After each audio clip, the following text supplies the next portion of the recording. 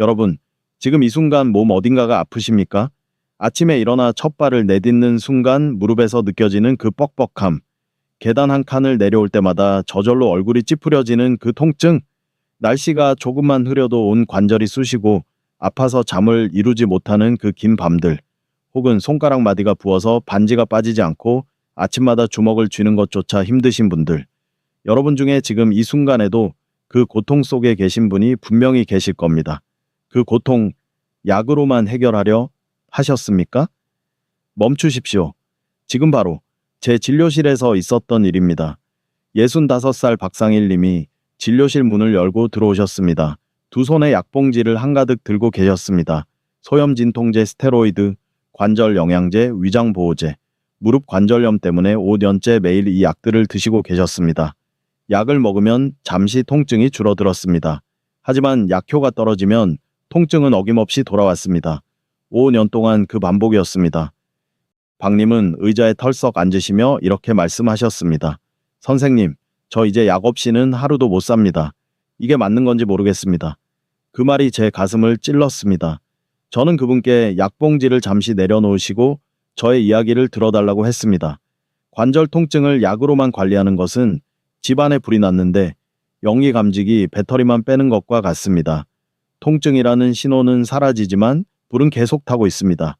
관절 안에서 타고 있는 만성염증의 불씨는 그 자리에서 계속 연고를 태우고 있습니다. 약으로는 그 불씨를 끌 수 없습니다. 불씨를 끄는 것, 그것이 바로 음식입니다. 안녕하십니까. 저는 지난 25년간 대학병원 신장내과 및 내과 전문의로서 수많은 관절 및 만성염증 환자를 직접 치료해온 의사 최현주입니다. 저는 유튜버가 아닙니다.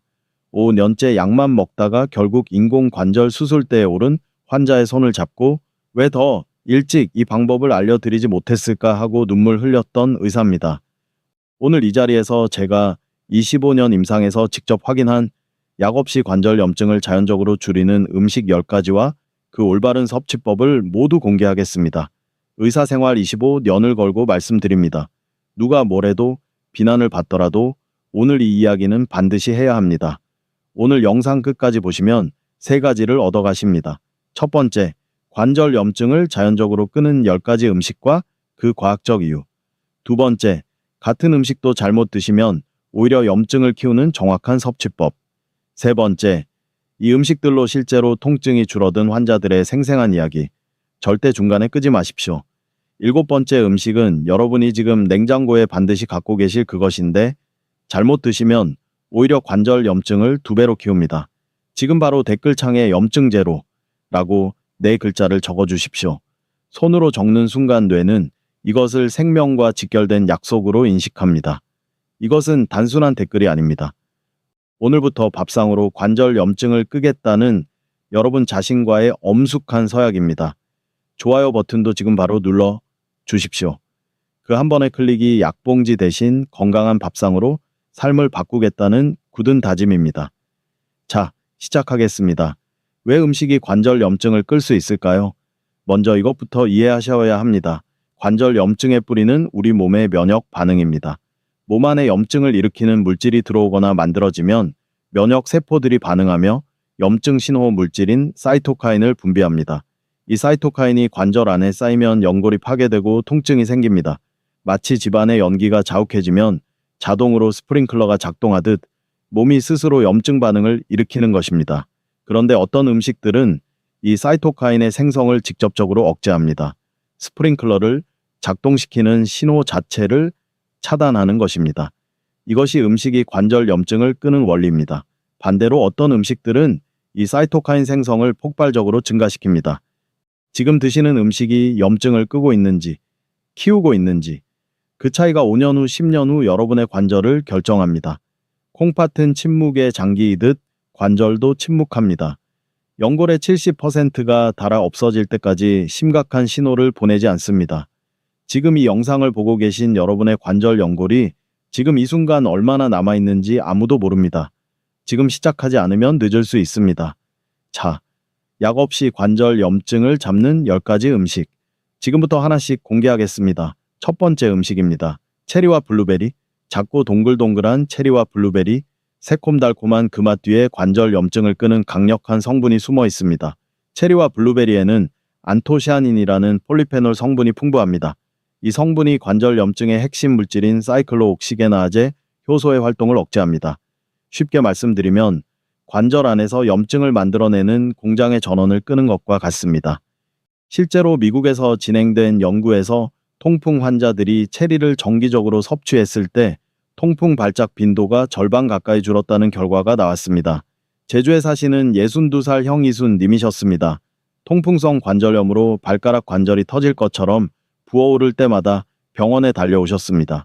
눈물이 날 정도로 아프다고 하셨습니다. 저는 현님께 매일 아침 체리 10알에서 15알을 드시도록 권했습니다. 생체리가 없는 계절에는 냉동 체리로 대체하도록 했습니다. 5달 후 통풍 발작 횟수가 현저히 줄었습니다. 선생님, 올 여름에는 응급실을 한 번도 안 갔습니다.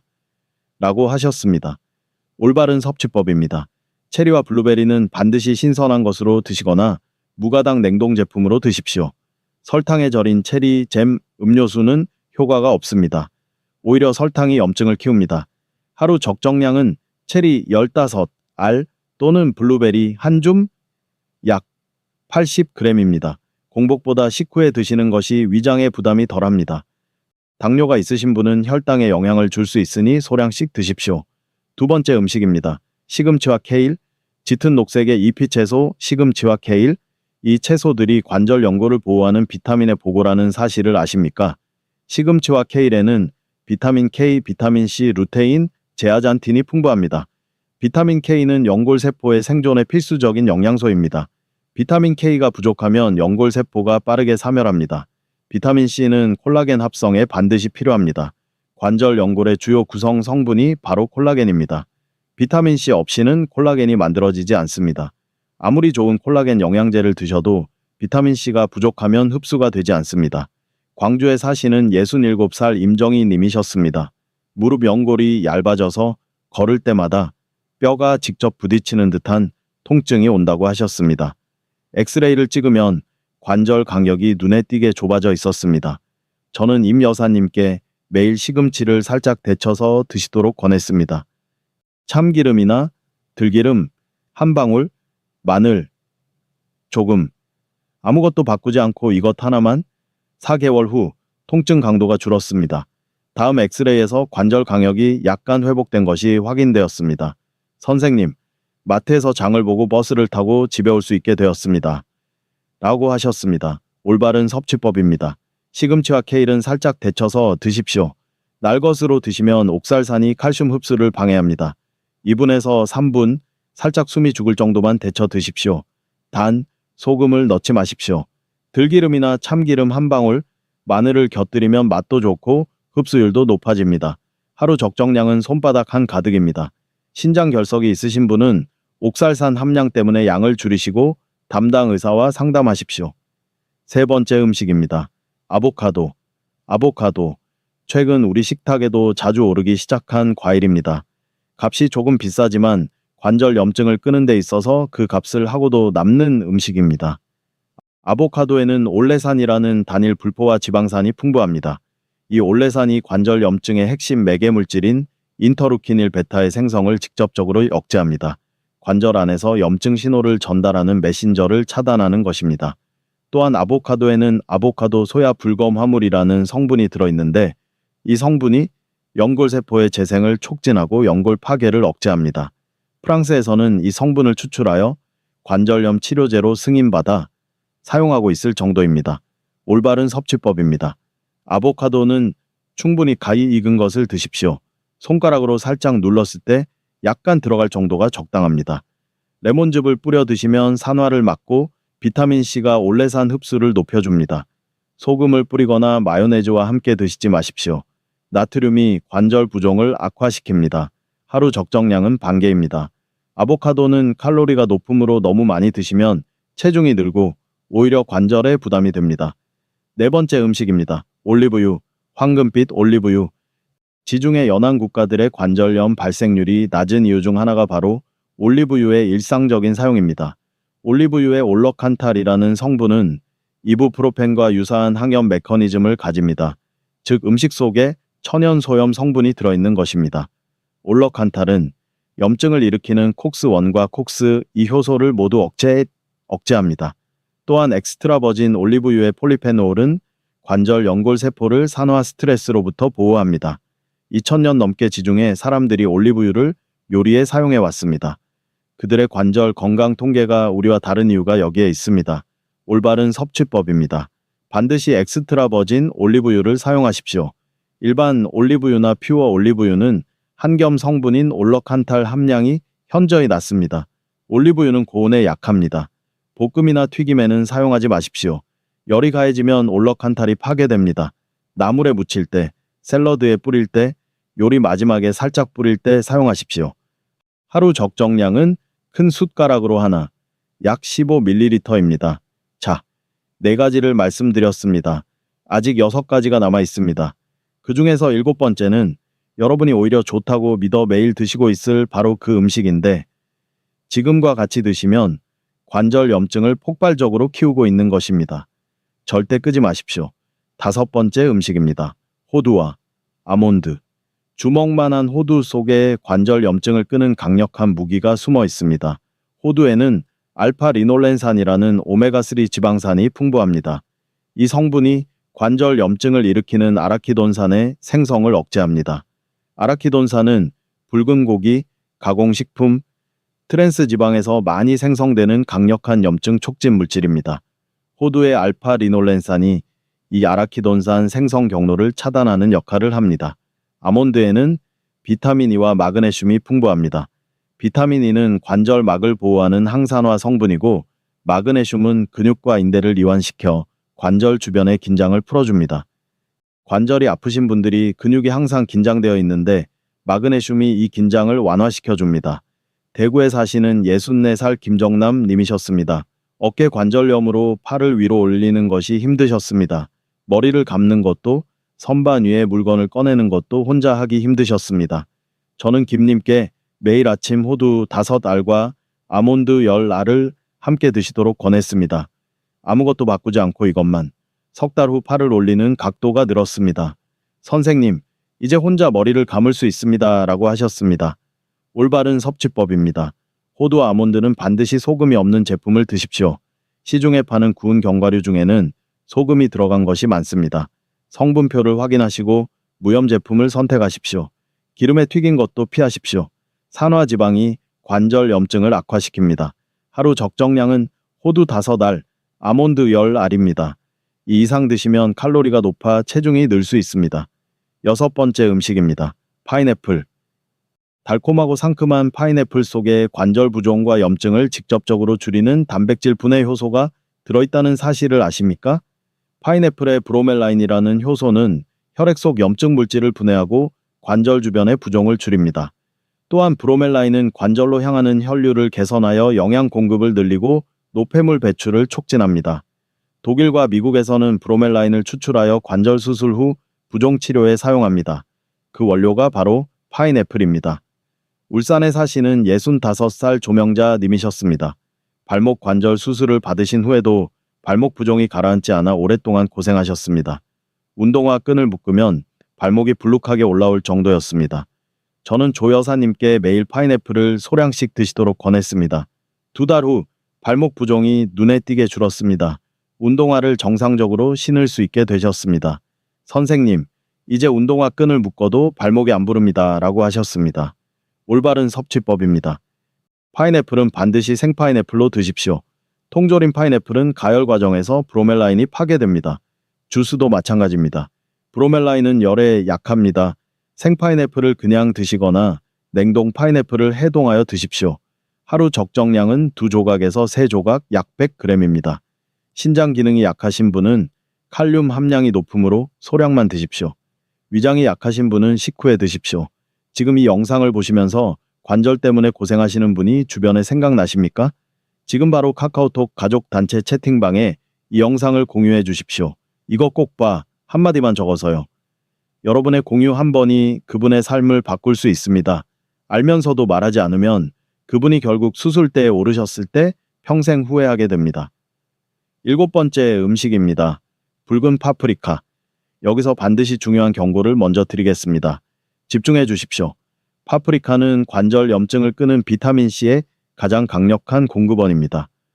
레몬의 3배, 오렌지의 2배에 달하는 비타민C가 붉은 파프리카 하나에 들어 있습니다.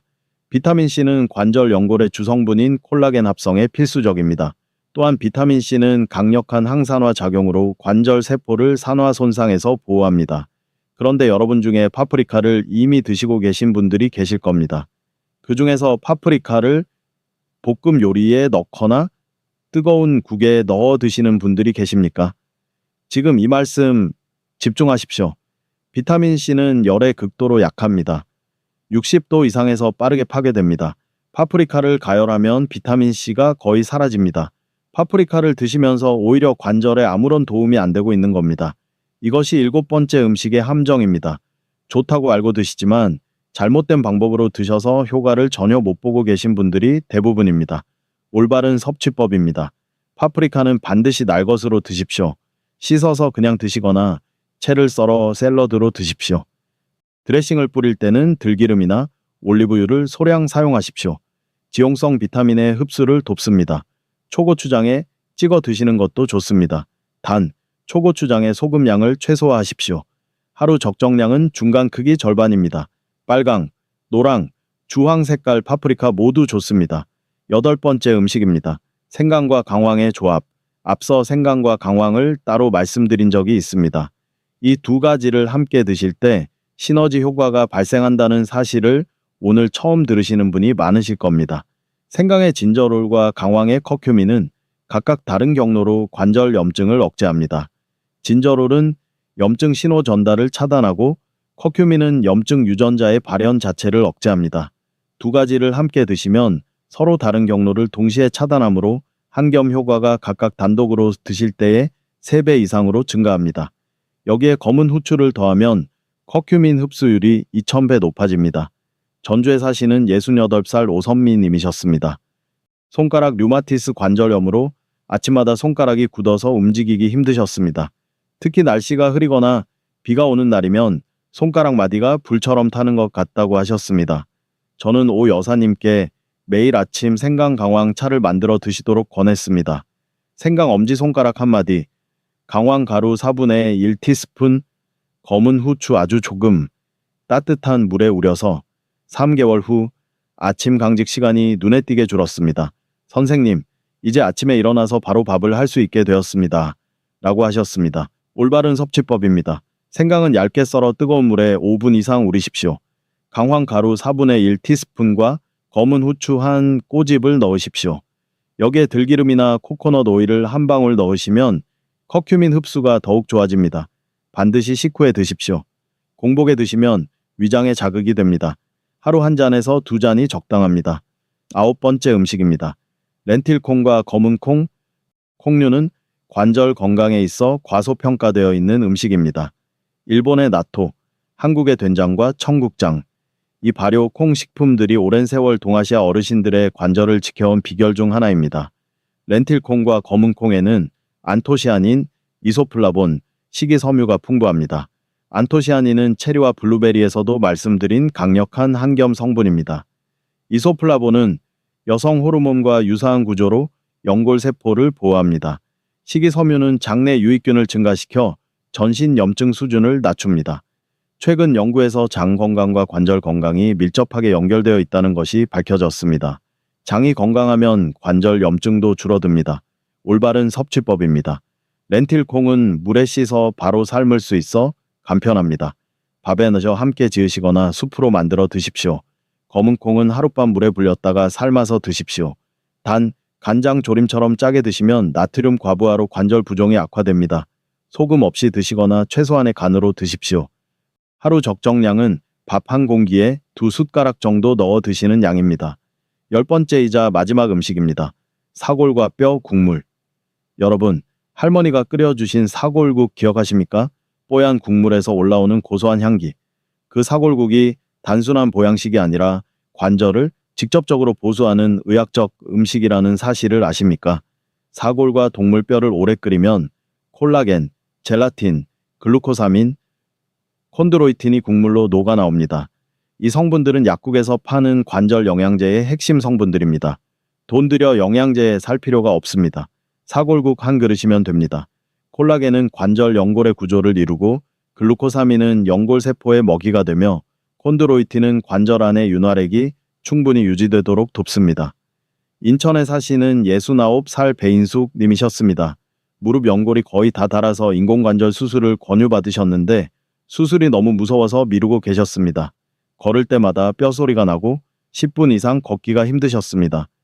저는 배 여사님께 주 3회에 사골국을 끓여 드시도록 권했습니다.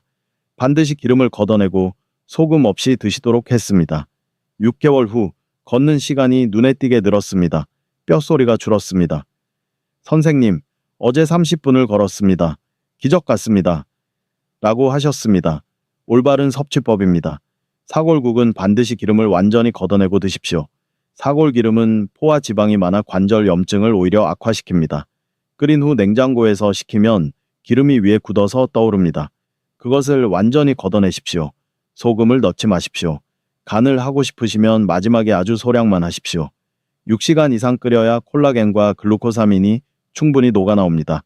압력솥을 사용하시면 2시간 이상으로도 충분합니다.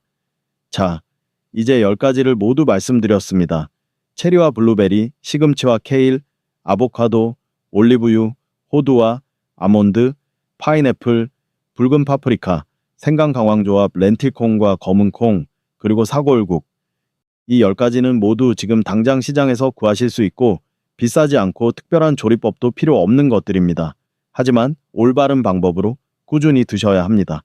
지금 잠시 멈추시고 댓글창에 관절 지킴이 라고 5글자를 적어 주십시오. 그 5글자가 오늘 저녁부터 밥상을 바꾸는 첫걸음이 됩니다. 아직 좋아요를 누르지 않으신 분도 지금 눌러 주십시오. 하지만 여러분, 여기서 끝이 아닙니다. 가장 중요한 것을 아직 말씀드리지 않았습니다. 이 10가지 음식을 아무리 열심히 드셔도 동시에 이것을 드시면 모든 효과가 한꺼번에 사라집니다. 그것이 무엇인지 지금 바로 말씀드리겠습니다. 관절 염증을 폭발적으로 키우는 3가지 음식입니다. 반드시 아셔야 합니다. 첫째, 설탕과 과당이 들어간 음식입니다. 음료수, 과자, 케이크, 아이스크림. 이것들이 몸 안에 들어오면 혈당이 급격히 오르고 강력한 염증 물질인 최종 당화산물이 생성됩니다. 이 물질이 관절 연골에 직접 달라붙어 연골을 딱딱하게 만들고 파괴합니다. 아무리 좋은 음식으로 불씨를 꺼도 설탕이 다시 불을 지릅니다. 둘째, 튀긴 음식과 가공식품입니다. 치킨, 감자튀김, 라면, 햄, 소시지, 이것들에 들어있는 트랜스 지방과 오메가6 지방산이 관절 염증을 폭발적으로 키웁니다. 오메가3와 오메가6의 비율이 관절 염증 수준을 결정하는데 가공식품을 많이 드시면 이 비율이 무너집니다. 셋째, 짠 음식입니다. 나트륨이 과도하게 들어오면 몸이 수분을 보유하려 하고 관절 주변에 부종이 생기며 염증이 악화됩니다. 된장찌개, 김치찌개, 젓갈, 장아찌를 과도하게 드시는 것을 줄이십시오. 이 3가지를 줄이고 오늘 말씀드린 10가지 음식을 늘리십시오. 이 2가지 방향이 함께 갈 때 효과가 배가 됩니다. 자, 이제 마무리하겠습니다. 오늘 여러분은 약 없이 관절 염증을 자연적으로 끄는 10가지 음식을 모두 아셨습니다. 그리고 관절 염증을 키우는 3가지 음식도 아셨습니다. 이제 여러분은 다릅니다. 지금 이 순간부터 여러분의 밥상에서 관절 치료가 시작됩니다. 처음에 말씀드렸던 박상일님 이야기 기억하십니까? 5년째 약봉지를 들고 다니시던 그분. 저는 그분께 오늘 말씀드린 음식 중 몇 가지를 실천해 드렸습니다. 8달 후 박님이 진료실에 오셨을 때 약봉지가 절반으로 줄어 있었습니다. 계단을 오를 때 난간을 잡지 않으셔도 되었습니다. 박님은 이렇게 말씀하셨습니다. 선생님, 이제 손주랑 뒷산까지 올라갔습니다. 5년 만에 처음입니다. 그 미래가 여러분을 기다리고 있습니다. 지금 바로 댓글창에 밥상이 명약이다 라고 6글자를 남겨주십시오. 그리고 좋아요 버튼을 꼭 눌러주십시오. 구독 버튼도 눌러주십시오. 구독은 여러분이 제 원격 진료 환자로 등록하는 세상에서 가장 쉬운 수속입니다. 진료비는 평생 무료입니다. 매주 한 번 여러분의 건강을 지키는 의학 정보를 직접 전달해 드리겠습니다. 지금 이 영상을 가족 단체 채팅방에 공유해 주십시오. 관절이 아파 고생하시는 부모님이나 배우자분이 계신다면 지금 바로 이 영상을 보내주십시오. 제가 대신 말씀드리겠습니다. 여러분의 공유 한 번이 그분의 삶에서 약봉지 하나를 덜어드릴 수 있습니다. 다음 시간에는 여러분이 관절에 좋다고 믿어 열심히 드시고 있는 콜라겐 영양제와 칼슘제가 실제로 얼마나 효과가 있는지, 그리고 그것이 오히려 어떤 부작용을 만드는지 말씀드리겠습니다. 아마 여러분이 충격을 받으실 겁니다. 다음 영상에서 반드시 확인하십시오. 따뜻한 봄날 공원에서 손주의 손을 잡고 아프지 않게 걸으시는 여러분을 뵙고 싶습니다. 계단을 거뜬히 오르시고 혼자 시장을 보시고 가족들에게 짐이 되지 않으시는 여러분을 뵙고 싶습니다. 건강은 자식에게 줄 수 있는 가장 큰 선물입니다. 아프지 않는 것이 유산보다 큰 효도입니다. 여러분과 가족 모두 늘 강건하시고 하루하루가 활력으로 가득하시기를 진심으로 기도합니다. 지금까지 여러분의 평생 건강 주치의 최현주였습니다. 감사합니다.